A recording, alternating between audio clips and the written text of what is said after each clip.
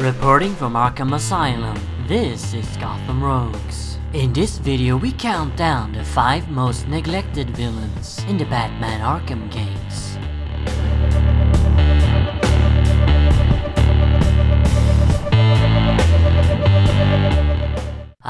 The Batman Arkham games. Probably the greatest superhero video games ever made. Besides awesome storylines and thrilling gameplay, this series also featured great portrayals of several Bat-rogues. Then of course you had the Joker, who, while great, was grossly overused. And as a contrast, there were a few villains who got shafted real bad. In this video we'll be talking about the latter, as I list the 5 most ill-treated rogues of the Arkham game series. Of course, this is just my opinion, and if yours differs, write your own list in the comments. Number 5. The Riddler.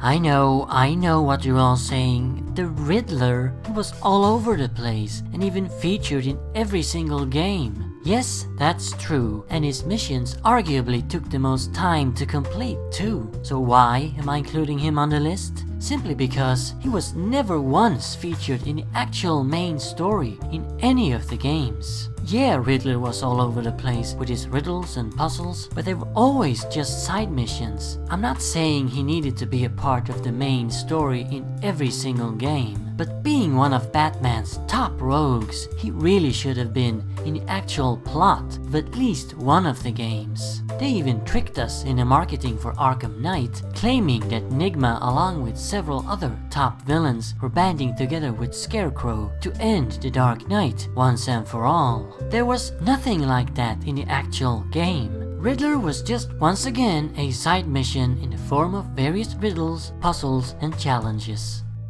Number 4. Man-Bat.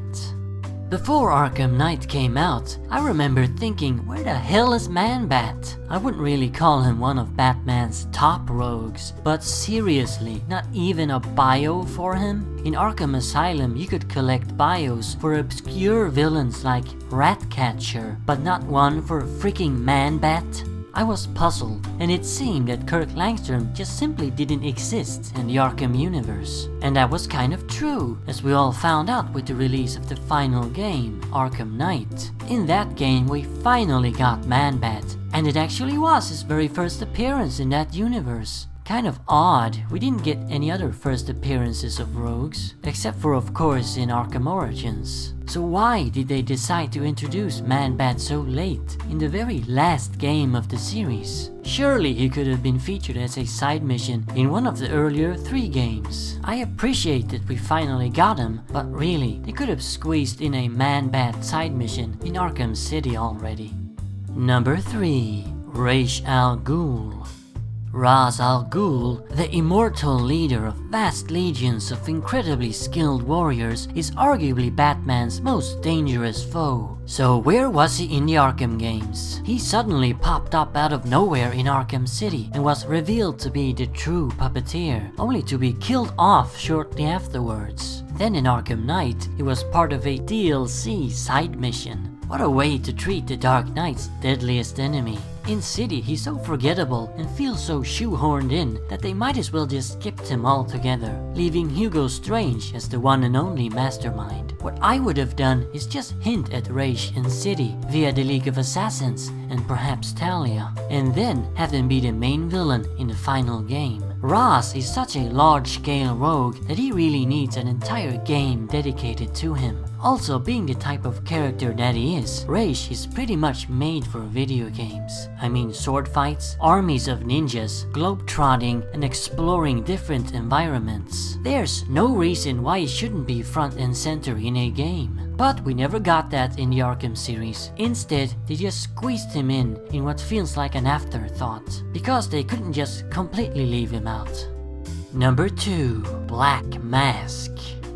Oh, Roman Sionis, you poor bastard. How mistreated you were in the Arkham games. I've never seen so much disrespect for poor old Black Mask than what we got in these games. Yeah, he's not really one of the top rogues, but still, he's far from the bottom of the barrel. In City, he only appeared in a cameo and in some DLC challenge maps. Then of course we have Arkham Origins, the ultimate insult to the character. So that game was actually marketed with Black Mask as the main villain, promising us that Roman was Gotham's kingpin who hired 8 assassins to take out Batman on Christmas Eve. They released lots of promotional images of an intimidating looking Sionis, hyping up the villain's presence in the game. I honestly thought that he was going to be a major force to be reckoned with in Arkham Origins, and believed that they were going to do for him what they sort of did for Hugo Strange in City, namely take an obscure yet fan-favorite rogue and introduce him to the mainstream in a grand way. How wrong I was. Turns out that Black Mask was the Joker in disguise all along, and before the game had even started, Roman had been captured and totally humiliated by Joker.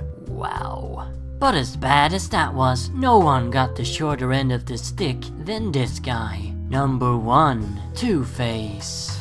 Unlike Black Mask, Two-Face is actually supposed to be one of Batman's biggest rogues, right up there with Joker, Penguin, Scarecrow, and so on. That's why I think he deserves the number 1 slot. What happened with Two-Face in these games? Again, they used false marketing and heavily promoted Arkham City with Dent. But then in the actual game, he barely appears. He's the first villain you deal with as Batman, and you beat him insanely easily. He's captured Catwoman and you're supposed to rescue her. And that's really Dent's entire purpose in the game. A plot device that brings Batman and Catwoman together. He doesn't appear again in City unless you count the downloadable post-credits Catwoman content. Then, yet again, they used Two-Face heavily in the promotion for Arkham Knight. The fool that I am, I fell for it and couldn't wait to finally get tons of Two-Face in an Arkham game. But no. This time around, he's just a side mission. A boring, short, and super easy side mission at that.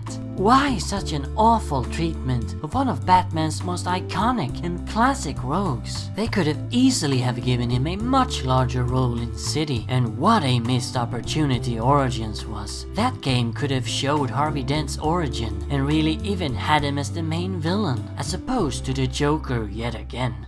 So there you have it, the 5 most neglected villains in the Batman Arkham games. I do love these games, but if it was me in charge, I would have done some major rewrites here and there. Anyway, remember, Arkham Asylum awaits you in the next video.